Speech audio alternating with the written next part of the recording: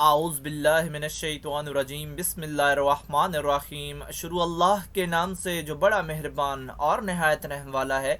उम्मीद है आप लोग खैरियत से होंगे। और इस वीडियो में इंजीनियर फैसल आपसे मुखातिब है। हमारी आज की वीडियो का जो सब्जेक्ट है वो है स्टाइकोमेट्री।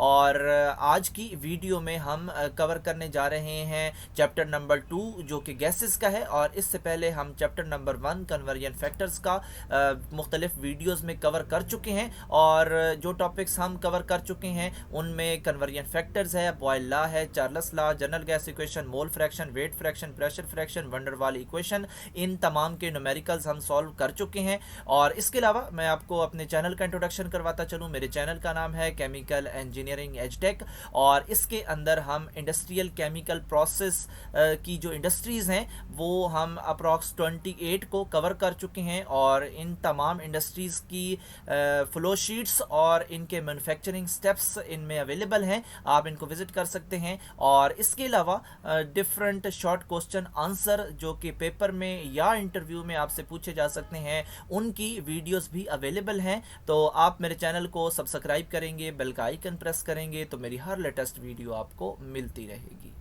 स्टाइकोमेट्री का सब्जेक्ट है और इसमें चैप्टर है गैसेस का। और इस वीडियो से पहले हम जो वीडियोस बना चुके हैं वो इक्वेशन ऑफ स्टेट के न्यूमेरिकल्स हैं।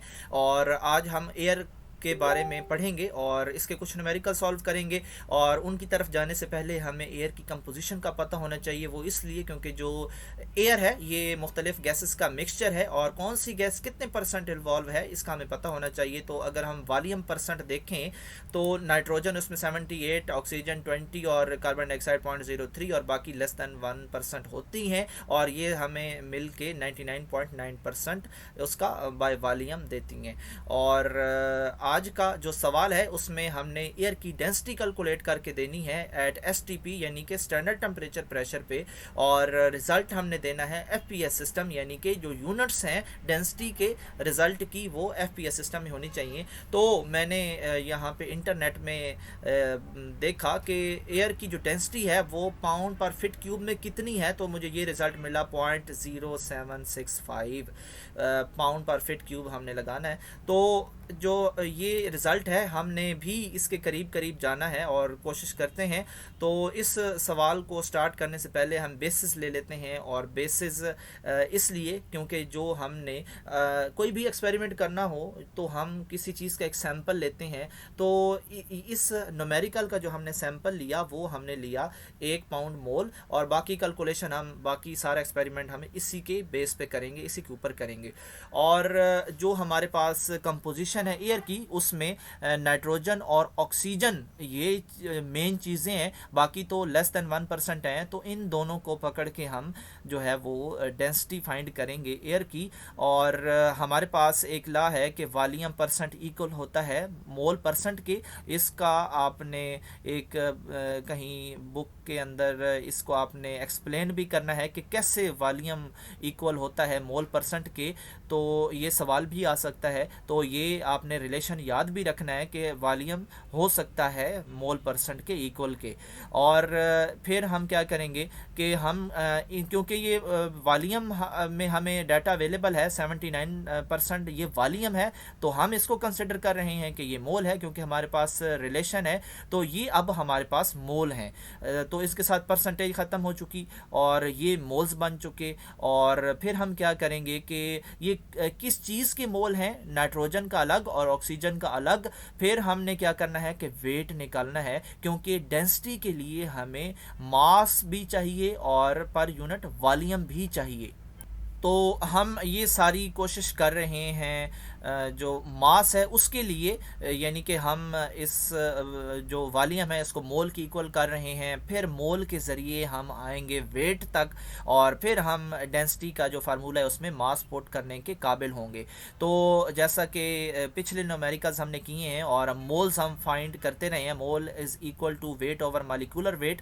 तो जो मोल का फार्मूला है इसके equal to weight over molecular weight. तो इन तीनों में से हम कोई भी चीज़ मालूम कर सकते हैं अगर बाकी दो चीज़ें मालूम हों तो मोल इज़ इक्वल टू वेट बटा मालिक्यूलर वेट में वेट हमने ऊपर वाला मालूम करना है, मोल भी हमारे पास हैं और मालिक्यूलर वेट तो हमें पता ही होते हैं कि किसका कितना है। तो नाइट्रोजन का हम ले लेते हैं 28 और जो ऑक्सीजन का है वो 32 हो गया मालिक्यूलर वेट। ये एटॉमिक वेट नहीं है, एटॉमिक वेट इसका 14 है और उसको मल्टीप्लाई करेंगे तो 28। इसी तरह ऑक्सीजन का जो एटॉमिक वेट है वो 16 है और 2 से मल्टीप्लाई करेंगे तब जाके हमारे पास मालिक्यूलर वेट बनेगा। बहरहाल ये हमारे पास इन दोनों को हमने मल्टीप्लाई किया तो हमारे पास पाउंड्स आ चुके हैं और ये मोल वाले फार्मूले से ही आए हैं। आप ये कहीं पे भी लिख के देख सकते हैं। तो हमारे पास क्या हुआ कि टोटल वेट आ गया जब हम इन दोनों को ऐड करेंगे 22 और 6 तकरीबन 28 कुछ समथिंग बनेगा। तो हमारे पास ये टोटल वेट आ गया एयर का। अब ये जो वेट है इसको हम डेंसिटी वाले फार्मूले में वेट की जगह पुट कर सकते हैं। और फिर अब हमें चाहिए वॉल्यूम। तो वॉल्यूम क्योंकि हमने सैंपल लिया था 1 पाउंड मोल का, तो फिर हम इसके हिसाब से जो स्टैंडर्ड जो है वो हम लेंगे वॉल्यूम। और अगर हमारे पास अगर आप सवाल की स्टेटमेंट पे गौर करें तो वो कह रहा है कि डेंसिटी मालूम करो एयर की स्टैंडर्ड टेम्परेचर प्रेशर पे, और आपने देखा कि अभी तक तो ना टेम्परेचर यूज़ हुआ स्टैंडर्ड वाला और ना प्रेशर यूज़ हुआ। तो असल में ये इशारा दे रहा है वॉल्यूम का कि हमने स्टैंडर्ड टेम्परेचर प्रेशर के अलावा वॉल्यूम भी होता है, तो वॉल्यूम जो है वो हम स्टैंडर्ड वाला ही यूज़ करेंगे। और क्योंकि FPS सिस्टम है तो हम फिट क्यूब में लेंगे उसको। और अगर ये MCAS सिस्टम में या CGS सिस्टम में होता तो इसके यूनिट्स डिफरेंट होते। अब 22.4 लीटर जो है वो भी वॉल्यूम है स्टैंडर्ड, लेकिन वो उसकी यूनिट और है। तो क्योंकि उसने स्पेसिफाई कर दिया है कि FPS सिस्टम में निकालो तो हम फिट क्यूब वाला वॉल्यूम लेंगे और ये है 359 और ये स्टैंडर्ड है। तो हमने इसमें सिर्फ कैलकुलेशन की मास के लिए, और मास के लिए हमने जो है वो वॉल्यूम लिया और वॉल्यूम को मोल में कन्वर्ट किया और मोल का फार्मूला इस्तेमाल करके हमने वेट निकाल लिया। ये कोई इतनी बड़ी बात नहीं है, जस्ट हमने वेट मालूम किया। और इसके बाद हम इसमें डेंसिटी में पुट कर देंगे, ऊपर मास नीचे वॉल्यूम, और इस तरह हमारे पास डेंसिटी आ जाएगी। Density of gas 0.0808। तो कैलकुलेशन में कुछ पॉइंट्स का फ़र्क लग सकता है, लेकिन जो हमारी इंटरनेट की है उसके करीब हम पहुंच चुके हैं। और ये था इसका सलूशन, और हमने एयर की डेंसिटी मालूम कर ली।